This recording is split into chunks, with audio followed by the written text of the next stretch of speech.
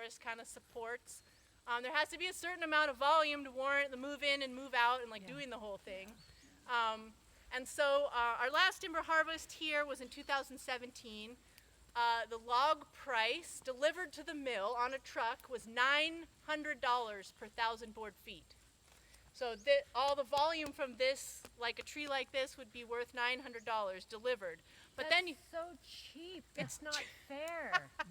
It should be worth like 100,000 minimum. That is so sad. I know a lot of people think that like, oh, it's $25,000 or something like that. But it's cheap. this year, 1,000 board feet is worth about $1,200. But that and the lowest I've seen in my 16 years here is $600.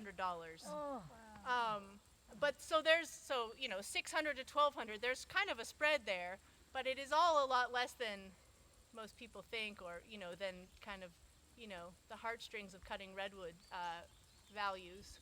Does that have to do with like the amount of people cutting it on the market at one time, or is that the amount It of does. It has to do with strangely And enough, the it has to do with housing starts. yes.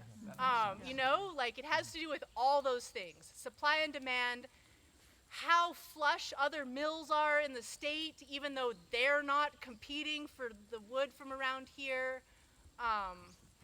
It's really a complicated thing. The end user is just going to the lumber yard and saying, I want this for my thing. Right, and they're not demanding certified wood products because they will not pay a premium for certified wood products. And I always wondered why, because I would. And I used to go into Big Creek's retail stores, there's 5 of them, and I would demand certified Douglas fir. And they would say, we don't cut Douglas fir. And I would say, au contraire, I know you I do. work in the woods for you. Where is this stuff? And how come you don't sing its praises all the Right, time? right. See, But I think there's a people- disconnect. I think there are people that would pay a premium and you just don't see it get offered. Right. Yes, I don't know why, but the hardware stores don't like to put a big display at the front that says like, this is from a managed forest that looks like this. And I don't they understand should. it. Yeah. Yeah. He was Especially. named What would Philip. that translate to in milled board feet in terms of cost? What's the price? Ooh, that's a Heartwood tough redwood. one. Who buys lumber? Not anymore. Contractors. It's about $12 for board foot A board foot. Yeah, so for heartwood redwood. right. So I had 1,000. So what am I looking at there? 12 grand. I had 1,000 board foot tree. 12 grand? 12 grand. Right.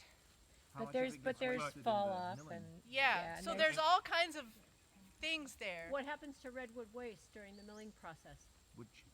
Well, yeah. It so becomes lap panels. it used to be separate. When I started working at Big Creek, it used to be separated into wood chips and gorilla hair, the bark, because they shave the bark off before it goes into the mill. And the gorilla hair would be like landscaping, and the wood chips would.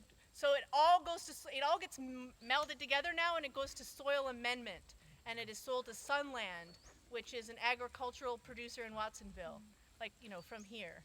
That sounds pretty good. Yeah, it's whole use. Yeah. I was trying to get to What percentage of a tree is heartwood if it's this size? oh, well, That depends on the age. it does. It totally depends on the age, and a little bit I think it depends on the genetics, because there are different trees who the concentration of the tannin as well as the part of the tree that the tannin occupies is variable genetically, as well as I would say it's about 60% on a tree of 40 inches or so in diameter that's size worthy of managing.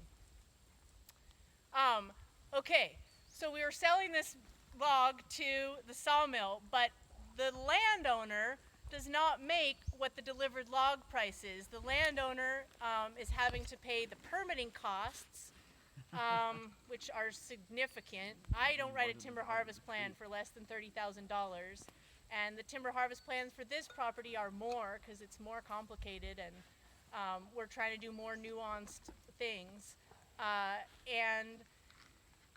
And then there's the timber falling and the yarding, which could be by tractor with a rubber-tired skidder, or it could be by cable yarder, or it could be by helicopter, which is actually pretty rare. But after that fire, we did some helicopter logging in order to thin some of the more damaged redwoods, which not all of the redwood forest burned so that there were damaged redwoods, but part of it did, particularly on the kind of the fringes of the redwood. And there's a hydrophobic layer that formed on the soil surface. And that hydrophobic layer is like this really cool key environmental adaptation to fire. And I understand that it's compounds in the leaves that kind of fuse together, and they make kind of like a sheet over the ground surface so that infiltration is a lot less, and you get a lot more surface flow, but you get a lot less percolation, and so mass wasting events due to reduced root strength right after the fire, like big debris flows and big landslides, are a little bit, I think, staved off by this hydrophobic layer forming, which is just super cool and crazy. And so we did some helicopter logging after the fire in order to have, least disturbance. This is one of the main kind of pieces of equipment that we would log with. This is, I don't know if you can see these pictures very well, but this is like a post thinning stand. So the timber fallers kind of would come through first, and they need lots of room to move so that they're not having to worry about other people out there. And then on flatter ground, we would have usually rubber-tired skidder equipment on designated skid trails that I would flag, go and retrieving logs, bringing them to a centralized landing location, loading them on trucks. In some cases where topography does not lend itself to tractor logging, we use other kind of modified pieces of equipment. This is a cable yarder. But it's not a huge cable yarder. It's a cable yarder that was built on like a D5 Cat, so which is just a tractor, and it has a big drum of cable on it, and that cable spools out like 1,200 feet. They're each of them are custom, or each of them are different. They're basically welded, by people. They're not super commercially available, these things. And it has a tower on it that you can extend up 30 feet, and you can kind of anchor it to the bases of trees with a strap, so it's guy wired. And then you take that cable, well, actually first you start with a thin little like fishing line thing, we call it the hay wire, and you go from where this tower will sit directly across a canyon. You need good deflection. Topography is super important to make cable yarding work properly. You need to be sitting on a precipice and be looking across a drainage at another high point, and you have to pick which sides of trees to go on and go in a straight ass line from that cable tower over to the tail hold, where you'll hook that cable up on the far side. You use that really thin piece, and then you pull the big cable through, and then you cinch it up so it's a skyline, so it's like spanning the canyon.